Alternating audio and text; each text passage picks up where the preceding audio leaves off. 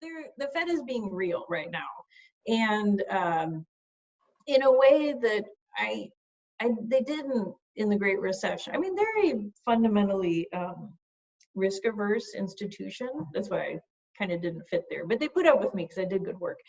But and I joke around on Twitter when he does these talks, and I did this morning, where I do this thing called FedSpeak translation.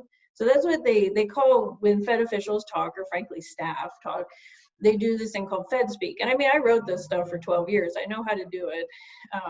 It's not how I tweet. But I do this thing where I do FedSpeak translation. And so I was listening to him talk, and I was listening to journalists put tweets out, you know, short clips of what he was saying. And there was one where he's talking about, I think it was Nick Timrose said, Chairman, or Powell asked quietly in parentheses for Congress to do more.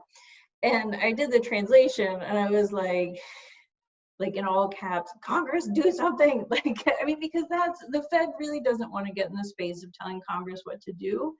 And yet, and Powell mentioned this morning, he is now in a long line of chairs, Bernanke and Yellen and himself, who have both publicly and pounding the pavement on the hills of Congress said, you have to do more.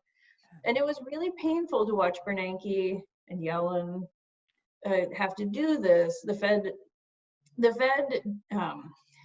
could have done more after the Great Recession. The Fed is doing so much more right now. I'm so proud of them.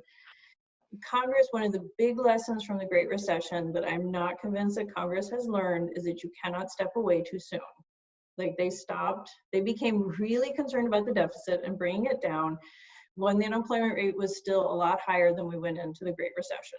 And that was like massively damaging. The Fed knows that. And the Fed also knows that at this point, like, it's not what people need. Like, they don't need lower interest rates. They don't need loans. They need money.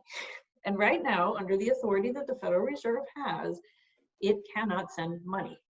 But Congress can do that, but they actually have to do it.